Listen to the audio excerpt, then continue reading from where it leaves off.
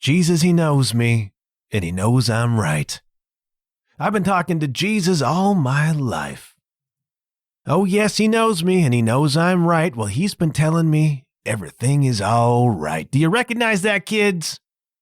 If you are hip, if you are from back in the day, you will recognize that as a lyric from the Genesis song, Jesus, He Knows Me, from the We Can't Dance record, 1991. If you are more current, if you are more modern, you will recognize that from the cover of that song released by Ghost on their brand new Phantomime EP. And that's where we're going to start today, kids, and it is always a good thing when we're starting with new music by Ghost.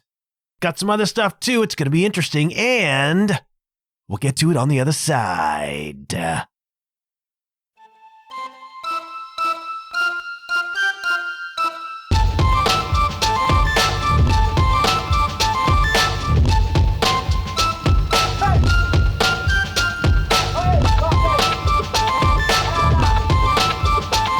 Hello.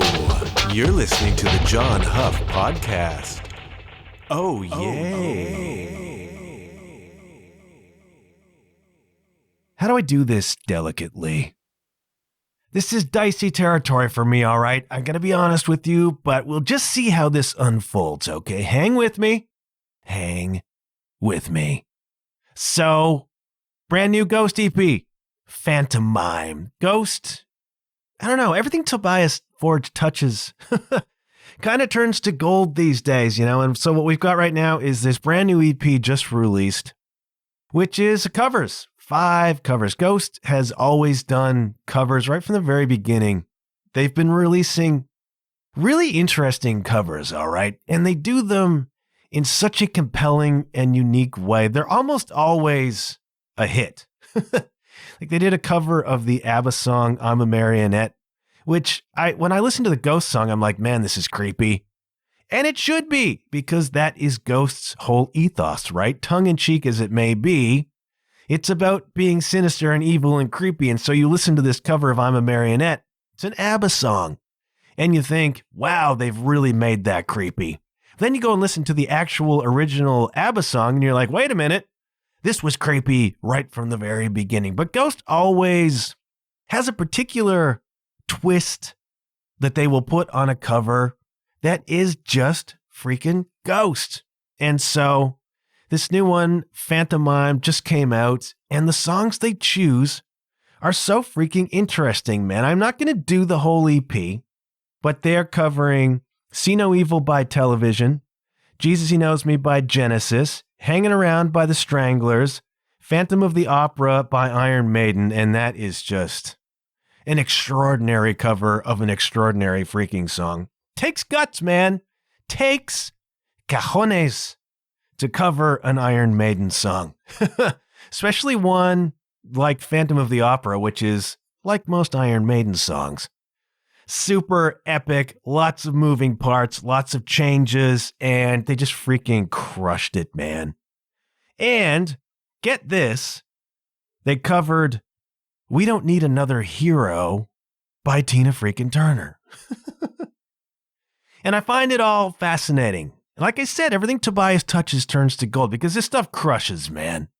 It is top to bottom, just a great EP, and he chooses such interesting songs to cover, and they work within the Ghost ethos and within the Ghost world. I'm not going to do the whole thing, but I do want to talk about the Jesus He Knows Me cover. Now, if you know that song, if you know the Genesis version, all right, this is on We Can't Dance. That's 1991. No Son of Mine. Remember that? Remember all that? And this is a 1991 Genesis pop song. And I got to tell you, for it being Genesis in 1991, it kind of rocks, all right? Now, you get the flavor of what Genesis sounded like in the early 90s, all right? This is not prog Genesis of the 70s. This is the chart-topping, pop-sounding Genesis, all right? So this song, as written by Genesis, is very pop, all right? It is driven by keyboards, driven by synths, And it rocks for what it is in that time. But the Ghost version takes all of those synths, takes all of those keyboards, replaces them with guitar and bass, turns it into a banging rock song, man. You know, the way that I treat Ghost covers, generally speaking, is I step back from them and I say, if this was a Ghost song, how would I react to it? And if this was a Ghost original song, it'd be a huge freaking hit, man. It would be a massive hit. I mean, they did an outstanding job of covering this because the original Genesis kind of rocked in a keyboard synth kind of way. Early 90s, you can hear that in your mind. Then you flip all of that, turn it into a heavy metal production, chugging guitars, right? Very slick though, all right? Ghost is produced extremely slickly, all right? And they have a kind of production sound that is very Ghost, and I don't think anybody else really sounds like it. It has a way of being commercial and polished and heavy at the same time. And what they've done with Jesus He Knows Me is they've just turned this into a rockin' freaking tune, man. And it's really, really, really, really good. But compellingly, the song itself kind of opened up a bit of a wormhole for me, sent me back in time. Now, the song, Jesus He Knows Me, was released in 1991 by Genesis, okay? And it is about televangelists. It's about TV preachers, man. If you watch the video for it, it's quite funny. The guys in Genesis kind of lampooning this television preacher culture. And some of us can remember that from back in the day, some of us more than others, you know. But if you're watching the news in the mid to late 80s, this tune released in 1991, presumably written 89, 90, maybe even a little bit before that, after the televangelist scandals of the 1980s happened, all right? You will remember Jim Bakker and his wife Tammy Faye with all the makeup on running down her face, and Jim Bakker getting in trouble for a sex scandal involving Jessica Hahn, who I believe was a church employee at whatever empire he was running at the time. Suggestions of intense sexual impropriety there, and then, you know, paying Jessica to not talk about it. Not the sort of stuff you're supposed to do as a leader of the flock, kids, all right? Then Jessica Hahn wound up being kind of a pop culture figure for a while. I believe she did Playboy magazine, which everybody reads for the articles about cars. And then there was like a plastic surgery thing, and she was a protege of, I think, Howard Stern for a while. Like, Jessica Hahn became a person in the 80s as a product of this scandal involving Jim Bakker, the TV preacher running an empire.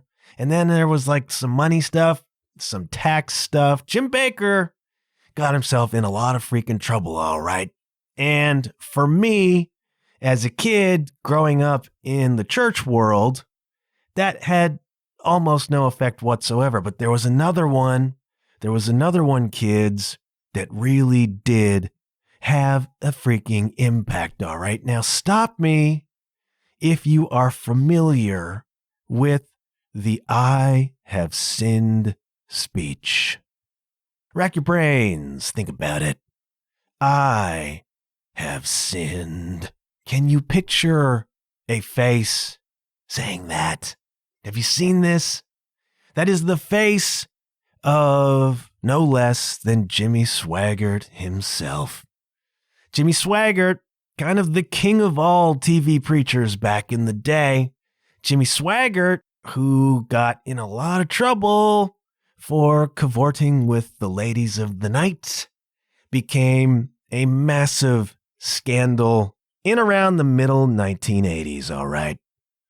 And the problem that I have here is, how do I talk about this? How do I deliver this history in a way that is not seeming to be judgmental or poking the finger at anybody. But it was an intense thing for me, all right, because I grew up in the Pentecostal church, and Jimmy Swaggart was kind of the patron saint, the Papa Emeritus, if you will, of the Pentecostal church. Jimmy Swaggart was the guy we looked to for our moral compass and for how we were supposed to think and feel about everything. Not me personally, but the Pentecostal church kind of flocked to the banner of Jimmy Swaggart, okay? Now, I can remember distinctly when news broke that there had been some sort of prostitution scandal. I believe another rival TV preacher was behind this. And I also believe that Jimmy Swaggart was behind whatever investigations went into Jim Bakker eventually. Not the sort of stuff that I think the Bible tells TV preachers to do. But I think Jimmy Swaggart got busted because another preacher sent spies to check out what was going on around his hotel. In any case, not cool, guys. These rivalries is not what it's supposed to be, man. In any case, Jimmy went down for hookers, and I am not passing judgment on Jimmy Swaggart, okay? I am no man's judge, and I do not want to appear to be doing that or gloating about it. I'm just stating the facts as I understand them. Now, I, at the time, am a 15, 16-year-old kid growing up in this church under the myth of Jimmy Swaggart. And I remember when news broke. I remember it distinctly. I was on what they call a youth retreat. That was a weekend away for the youth group kids to do youth group stuff. Okay. And word broke. Word went through the camp at that point in time. And I can remember the youth staff. I can remember some of the people in the church being really scandalized and upset about it and denying this. I remember distinctly someone saying, I don't believe it. I don't believe it's true. As though it were some sort of witch hunt. I want you to remember that term, okay? I remember hearts being broken. I remember people being angry that someone had dared to go after Jimmy Swaggart, and there's no way that this could be true, but then it turned out to be true. And Jimmy Swaggart appeared on TV with his face seeming to be melting. He was, like most TV preachers, a peculiar technicolor. Perfectly coiffed hair, kind of a tan, great teeth. All the TV preachers have great teeth, kids. Great freaking teeth. The Lord blesses TV preachers with great teeth. And that's okay, man, whatever floats your boat. Jimmy Swaggart appears on TV with his face seeming to be melting from tears. Technicolor, tears streaming, protesting, I have sinned. It was a magnificent piece of religious drama. It was a magnificent piece of theater. And I am not gloating, and I am not judging, and I am not accusing. I'm just painting the picture as I see it, and as you can see it, because I'm sure if you go on YouTube and look, it will be there for you to see. And I'm sure the comments are very compelling. Why does this matter? Well, it informs this song, Jesus, He Knows Me, which is all about TV preachers getting busted for stuff and selling a bunch of BS, at least according to Genesis. This is spiky Genesis, man. I mean, this is a band that's usually giving you, love songs, pop songs, whatever, silly stuff, We Can't Dance, that kind of thing. But here he comes out. I'm not sure which member of the band. I think maybe even Phil Collins wrote this. I mean, listen to some of this stuff. This is a TV preacher talking in the song. I believe in the family with my ever-loving wife beside me, but she don't know about my girlfriend or the man I met last night. Do you believe in God? Because that is what I'm selling. And if you want to go to heaven, well, I'll see you right. Intense, freaking accusatory kind of stuff, man, about how it's almost like this practice of buying indulgences. Back in the day, many, many hundred years ago, you could buy, if you were wealthy enough, what they called indulgences. The Catholic Church would let you go to heaven if you gave them enough money. You could buy your way to heaven with indulgences. And this song accuses TV preachers of kind of offering the same sort of deal, you know? Send us your money, and this is a trope. This is a meme, and it became that because it was real, man. Send us your money, gotta have the money, and, thou shalt have treasures in heaven. Won't find me practicing what I'm preaching, won't find me making no sacrifice, but I can get you a pocket full of miracles if you promise to be good, try to be nice. God will take care of you. Well, just do as I say. Don't do as I do. I'm counting my blessings as I found true happiness because I'm getting richer day by day. You can find me in the phone book. Just call my toll-free number. You can do it any way you want. Just do it right away. And some people may pull away from this right now. And some people may look at that song and balk at it just a little bit. Depends on your frame of reference. Depends on your point of view. But these are the guys in Genesis looking at what was going on with some of these very public, very high-profile scandals and saying, what is happening here, kids? And the video is actually quite funny. But for me, it's compelling because Jimmy Swaggart was one of the leading proponents and the leading voices against Christian contemporary or Christian rock music. And if you were a kid growing up in that world, man, and you liked the rock and roll, you felt, as I did, very much under scrutiny and under attack all the freaking time. And a lot of that came from people like freaking Jimmy Swaggart, all right? Always on attack. He wrote a book. Came out, I think, 1987, called Religious Rock and Roll, A Wolf in Sheep's Clothing. The notion being that these Christian contemporary pop and rock acts were in fact sent by the devil to lead the kids away from God. Can you imagine? Now we know I've spoken before about the pandemonium, about the hysteria surrounding rock music in the church. I don't mean Christian rock music, I mean secular rock music. And so many a Friday night, I showed up at church so that they could do the Evils of Rock and Roll show.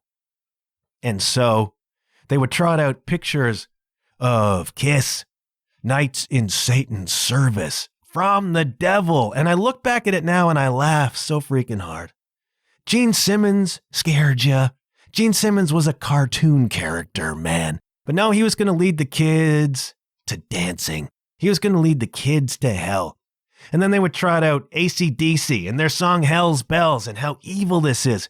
And what a celebration of Satan and the devil. They were devil worshipers. Have you ever watched an interview with Brian Johnson of AC/DC, who sang Hell's Bells? Probably the sweetest man on planet Earth. Brian Johnson has a show that is on Prime, Amazon Prime. I forget the name of it, but it's just Brian Johnson hanging out with other rock stars. Folks like Joe Elliott from Def Leppard. And it's just Brian Johnson chatting with his buddies in the rock and roll world. He is the sweetest, nicest, smilingest man in the history of rock and roll. But no, going to take you to hell. I'm going to get you. Satan get you. Why, on the cover of that one record, the guy had little devil horns on. So there was this pandemonium. They would drag us in and they would play Beatles records backwards and they would point out the backward masking. They would point out the messages, the subliminal messages that were turning you away from the church. And so rock and roll begins to appear in the church itself. Why? Because the kids want to rock. Isn't that what Bryan Adams said? And we can't go and buy the secular music. So they expect us to listen to, I guess, like 50s Southern Christian country music, or maybe Beethoven. I'm not sure which.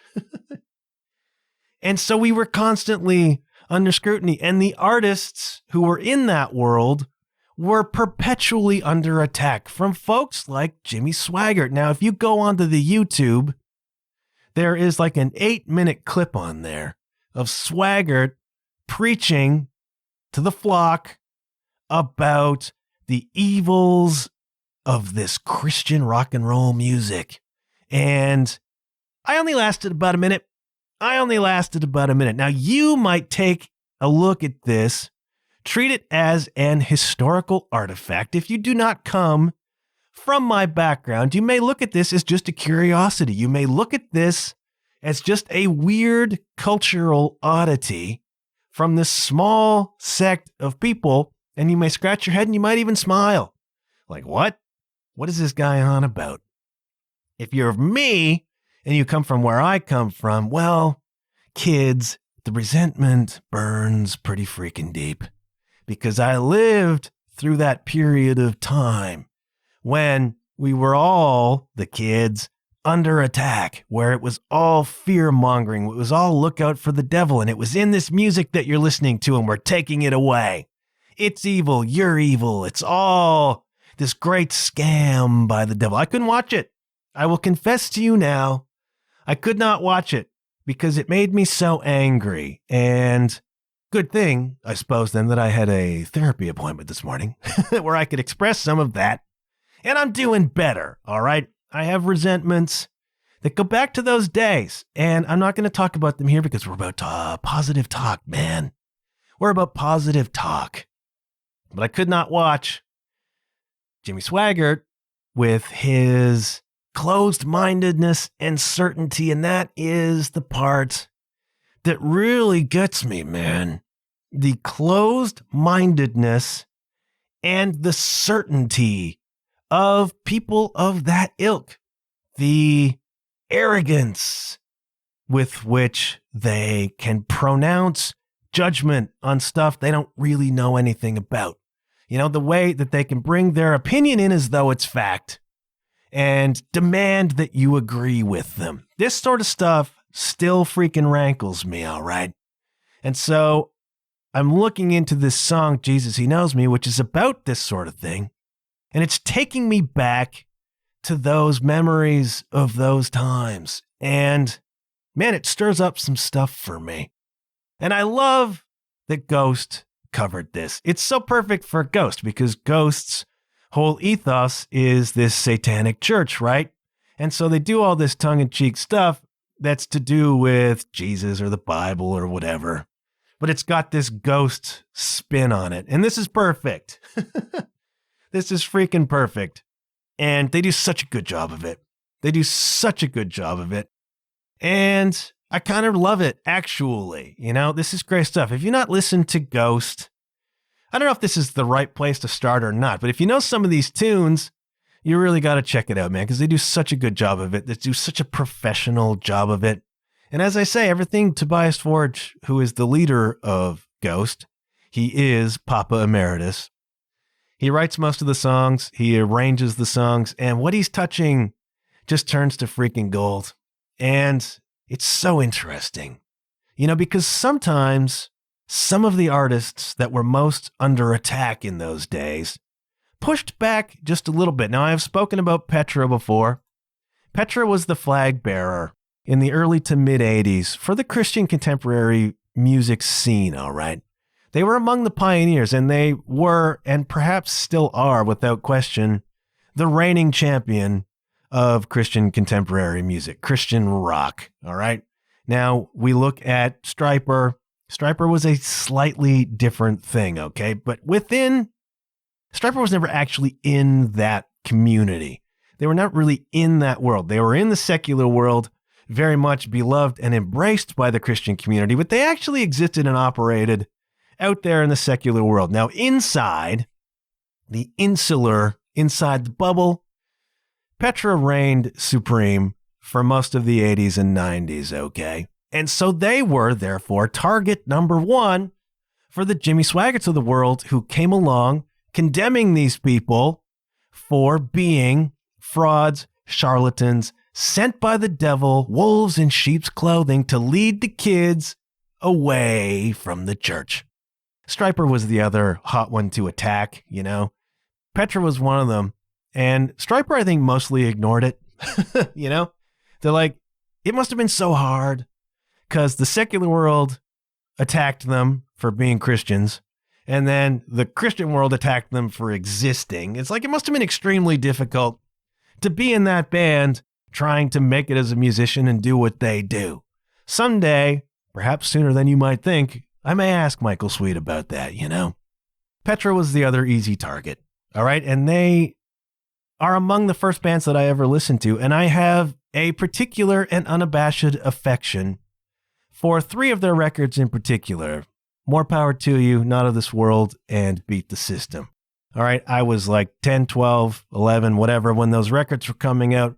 They were the first rock music that I really got to listen to, and as I was not allowed to dabble in the secular world beyond my neighbor's Van Halen 1984 cassette, this was the music, this is the only option I had, you know, and they had released, these were, for the first 2 were guitar rock records, pretty rockin', pretty good stuff. And the singer, Craig X. Voles, remains one of my favorite voices of all freaking time. Extraordinarily undernoticed, underappreciated rock singer. And he's fabulous, and he still is. And he's in his 70s. There are reunion tours of this band going around, and he's still singing singing the lights out. So fabulous, man. And so at a certain point, Petra got a little frustrated with being attacked this way. And on their Beat the System record, which I believe was 86, 85, 86, which was not so much a guitar record, by the way. It was much more of a pop, keyboard, synth kind of album, but I still love it anyways. You know, if you were going to scope out some of these early Petra records just as out of sheer curiosity, Beat the System is not the one I would tell you to go and listen to. But I love it, and they had a song on there called Witch Hunt, which is why I told you to keep that in mind. The song Witch Hunt, which was Petra's reaction to this just constant attack by the Jimmy Swaggarts of the world, calling them basically demons come to enslave the youth of the church. We're on another witch hunt, looking for evil wherever we can find it. Off on a tangent, hope the Lord won't mind it. Another witch hunt, taking a break from all our gospel labor, on a crusade, but we forgot. I think the lyric is we forgot our Savior, but I think other people think it's we forgot our saber. I don't know. Take your pick. There's a new way to spend all our energies. We're up in arms instead of down on our knees. Walking over dollars, trying to find another dime. Never mind the souls, because we really haven't got the time. Hey, Petra's saying to these people, why are you attacking us? Why are you looking everywhere for all of this evil that doesn't exist instead of being out in the world trying to win souls like you're supposed to? You know, they pushed back hard, and I freaking love that. I love this reaction. And they had a couple of songs. One of the great Petra songs of all time is Rose-Colored Stained Glass Windows, which is all about the church being so insular. You know, we're sitting inside our church with its rose-colored stained glass windows, and we're locking the door. We're locking the door so nobody gets in, you know? Out on the doorstep lay the masses in decay. Ignore them long enough, maybe they'll go away, you know? Like, we're comfortable in our little bubble, and we're saved for all eternity. We're not going the extra mile to go out there and help or fix anything else, you know? And this is just one band, one writer's perception of what's going on. But they pushed back. And I like that about Petra, you know, and I really like those records. And that's just because it's the music of my youth. I've talked about that before, you know, the song Witch Hunt, not my favorite song. And it's actually kind of a goofy song in spots. But some of those lyrics, man, some of those lyrics slice pretty hard at why are you judging us? Why are you going around looking for stuff to hate, stuff to be fearful of, stuff to attack, stuff to judge? When there are real problems in the world and real people suffering who need the kind of help you're supposed to be here to give, you know? Profound stuff, poignant stuff, and listening to this cover by Ghost just leads me, as I said, down that wormhole.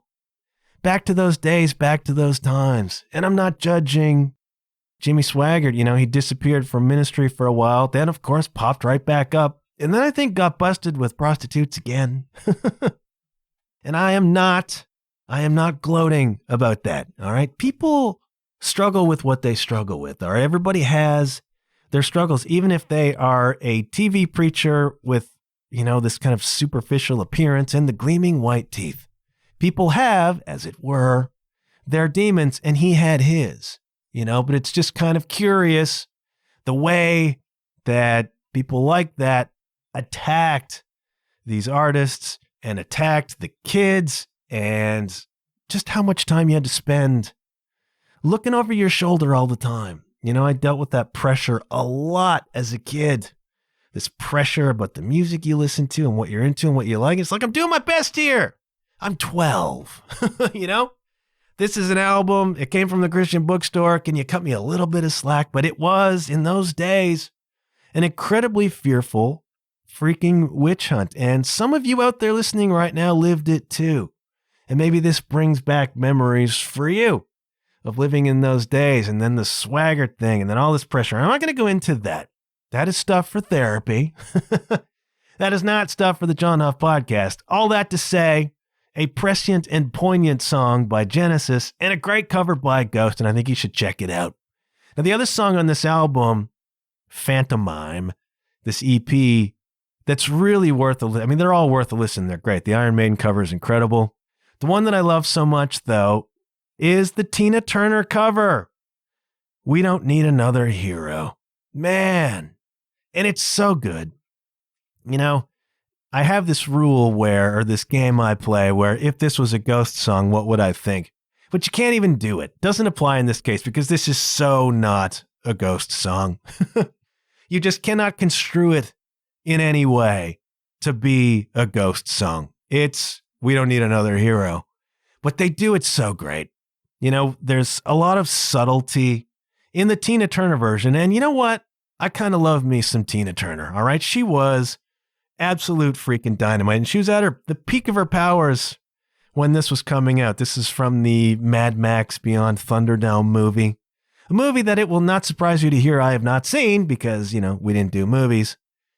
But that song is one of the iconic tunes of the era, man. And it's got this kind of subtlety to it. There's a bit of darkness in it. Tina Turner sings it so well. And then there's just this big, it's so 80s, just this huge chorus. And you hear Ghost do it. And just guitars come in, you know what I mean? All of these songs, there's one signature flavor that Ghost has, which is the organ. That organ running over top of it. It's running through all of this stuff. And it's so great. And that's such a good song. Like, it's one of the songs from the 80s that when I'm cruising down the highway, when I'm motoring, and I've got a station on that plays, or, 80s, or it's 80s weekend on your top 40 station, and they play We Don't Need Another Hero, I always listen. It's one of those songs that I hold on to and I listen. Because it's a great freaking song, and Tina Turner crushes it, man. And now Ghost crushes it, but again, turns it into a big rock song. Not synths, not electric drums. Big drums, big guitars, this huge full chorus, lots of vocal harmonies. Ghost has this image of being very demonic and sinister, not nearly as much as they used to, by the way. I mean, they have really transformed the Papa character from this dark satanic priest, the Pope, the Dark Pope. They've really transformed him into kind of a lounge lizard. The last couple Papas have had this kind of lounge lizard thing going with them, different costumes, whatever. And frankly, I miss the original imagery, but they have this image of being demonic and dark and evil and satanic. But the music is so pop, especially, again, the last few records, as they continue to evolve, the records are so pop. And they've never been what you think they are. You just see a picture of Ghost from back in the day, you think, oh, this is like crazy black metal, this is crazy death metal. And then you turn it on and it's Deep Purple. And then the further you go along, it's Whitesnake or whatever. It's pop. It's pop rock music. Some of it's freaking smokes. Don't get me wrong. It gets heavy. But it's pop music, and it's full of melodies. It's full of vocal harmonies. The musicianship on some of this stuff is absolutely first class. And then you go, their original music is absolutely unbelievable. Tobias Forge is just a genius, man. And you listen to Ghost's music and you're like, wowzers. This is top-notch stuff delivered by top-notch players, you know? And they do these covers, and there's always just a ghost twist on them. Partly that's down to Tobias's voice, but it's the production, it's the sound, it's the layering, it's the harmonies, it's the guitar work, it's the way it sounds, and they just crush. They freaking crush everything. And their version of We Don't Need Another Hero is, it just makes you smile. It just makes you smile. And you're like, why did they choose that? But it works so freaking well. And so if you're looking for something new to listen to, and you want a fun twist on some stuff that you may remember from your youth, go listen to Ghost's new EP, Phantomime. It's all out there. It's a ton of fun. And, they're still touring on their most recent album, which is fabulous. I saw them on this tour last fall. They crushed. They're so great to see live. So visual. So fun. You laugh your ass off at the Ghost show because Papa Emeritus is funny and the band is funny and the whole shtick is funny. But then when you separate that and you just listen to the music, you listen to the melodies, you listen to the vocal harmonies, it's like, wow, this stuff is really, really fabulous. And the covers are too. The covers, they turn into Ghost songs and they just freaking work. So go listen to Phantomime. And if you want to see a real curiosity, go YouTube Jimmy Swaggart talking about Christian rock music. Then try to make yourself 10 years old and put yourself in the middle of that maelstrom and begin to understand why you're in therapy 40 years later. Trying to keep this episode a bit shorter because I got to roll the whole dang thing out in one day. Very quickly, I'm going to now do the Patreon plug. If you are a longtime listener, you know that there is a Patreon page for this program, patreon.com/John Huff Podcast, where for the low membership price of $5 a month, you can support the show. It is my way of trying to build the show without doing advertising and doing ad reads on the show. If you're new, then you'll know that I find ad reads really intrusive and annoying. I'm getting frustrated by podcasts that seem to exist merely for the ad reads. Don't want to do that to you. So I have launched a Patreon page. I want to thank everybody who has signed up for that so far. It is $5 a month. Think of it as tipping me $1.25 for every episode that I do. If you find value in these shows, if you are entertained, if you are informed, if you are educated, if you are inspired, if you learn about weird stuff like an attack on Christian rock music in the 1980s, and you find that interesting and valuable, at least worth $1.25, please consider joining us on Patreon. I thank you so much for that. Patreon.com/John Huff Podcast. If not, if you don't want to do that, you can't do that. That's cool. The podcast will remain free and accessible where you enjoy fine podcasts. Word of mouth is the best advertising because I've tried most of the other methods, then they don't result in much. But telling your friends about the show, you got friends who like podcasts, you got friends who are interested in music, history, culture, road stories. Hopefully one day I'll have more of those.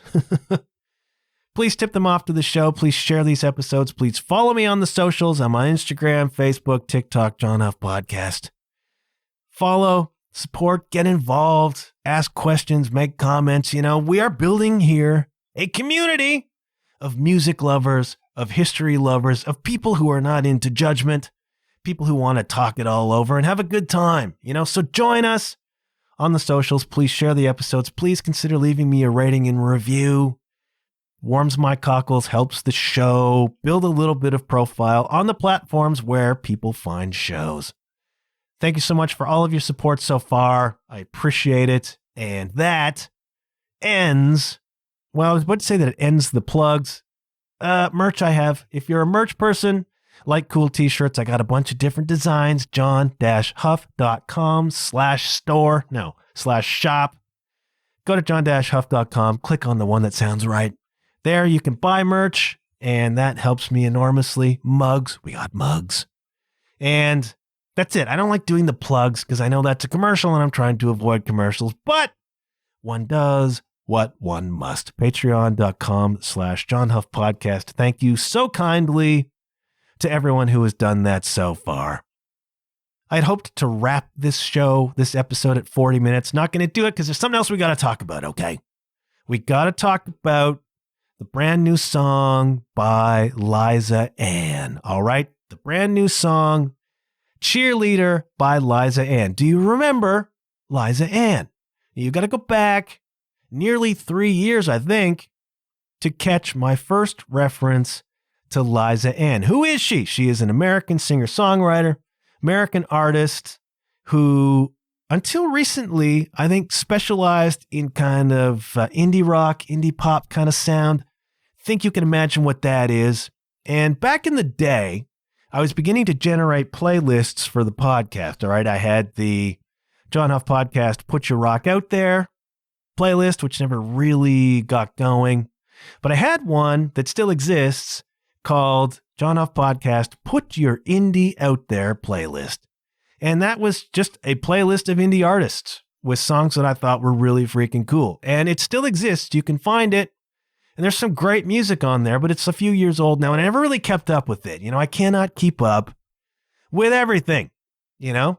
Should it happen that, you know, there's enough patronage to turn this into a full-time job, maybe that changes. For right now, I can't keep up with everything. So I never really added to that playlist. I never really developed another one, but it still exists, and there's some great music on there, and I play along with it on the drums regularly.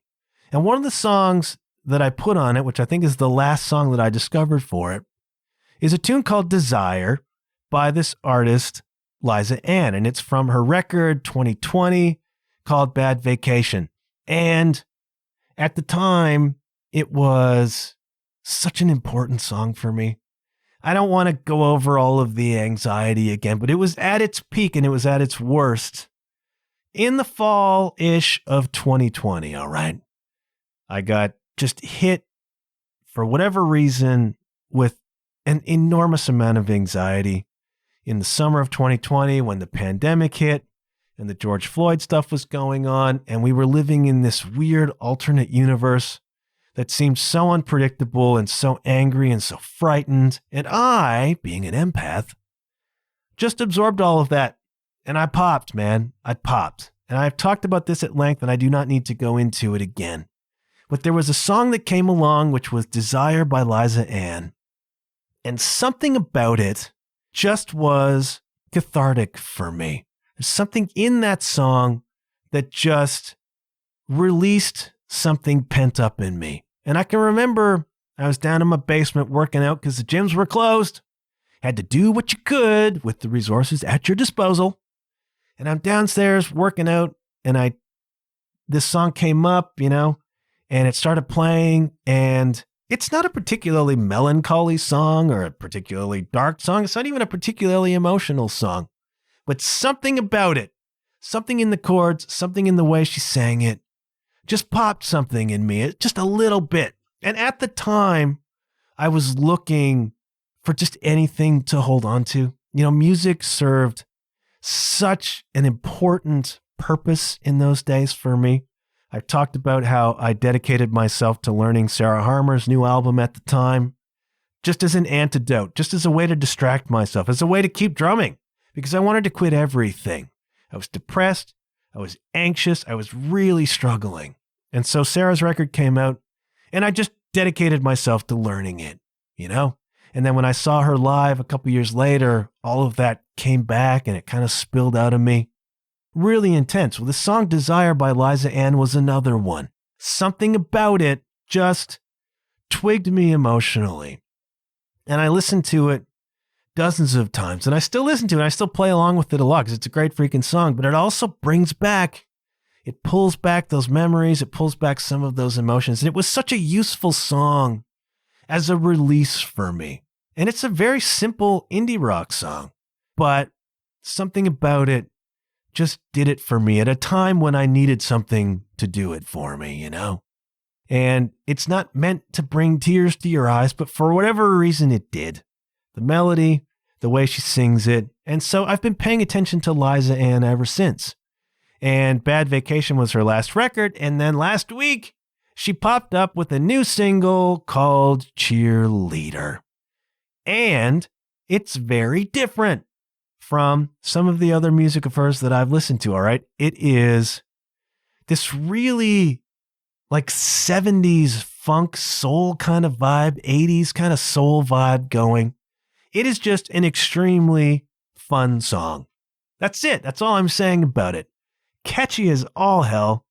Really, really fun. You know, kind of like I got this bass guitar groove driving it. I played it for my spouse or significant other. My spouse or significant other is a fan of music that's fun. All right. She likes music you can dance to. I thought to myself, I'm probably not the barometer for this song, but she might be. So I played it for her on the way to the pickleball. And I said, yeah, you might like this. And she's dancing immediately. And by the end, she's like, oh yeah, that was really good. That was fun. And this is Cheerleader by Liza Ann. Now, a lot of the time I spend talking on this show about music, I talk about the hard rock stuff. I talk about the metal. I talk about the 80s retro. I talk about Ghost. What I'm talking about right now is a distinct soul-infused pop song. All right. So for a lot of you, this is not maybe the sort of music you've ever listened to, but it's got enormous viral potential. And the song is enormously fun, you know? So if you were looking for something slightly different to listen to, something that's got just a fun vibe, a catchy vibe, a pop vibe, that is an alternate to some of the other kind of hard rock metal stuff we've been talking about, Cheerleader by Liza Ann. She's a really clever lyricist. She's a really clever artist, man. I think she's had her struggles too. Maybe one day I'll have Liza Ann on the program. That'd be cool. And I know she's playing in Toronto soon. So if you're in the GTA, you might want to check that out. She's touring all over the place. And so, you know, go out and see her. She's really cool. And she's a great songwriter. This tune, you know, you have to be impressed by people who can genre hop the way some people can. And she kind of does that. And I think this song is kind of an evolution of coming from the indie rock guitar roots into this more kind of broad, there's horns happening, you know what I mean? Horn lines, cool stops, clever lyrics, really danceable, really catchy. I think this is just a great song, and you should go listen to it, all right? I have to stop presently. Because I got to edit this thing and get it out. It's already run over time. I want to thank you for hanging with me. I want to thank you, as always, for supporting the program. Hope you enjoyed this episode. Again, tell your friends, share them around, warm my cockles with a rating and review. Come on, kids.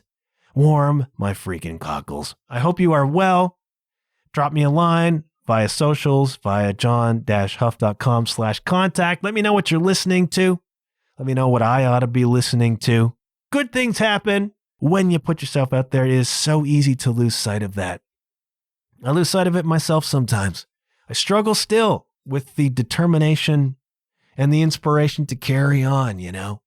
There's a lot of times when I look around and say, what are we doing? You know, the dream is over, whatever. But good things do happen when you put yourself out there, kids, okay? Do not forget that. Do not hide your light, kids. I am going to go. I'm going to shutting up. Takes me a long time to say goodbye, doesn't it? Well, let's cut that off right now, all right? I will check ya later. Yeah.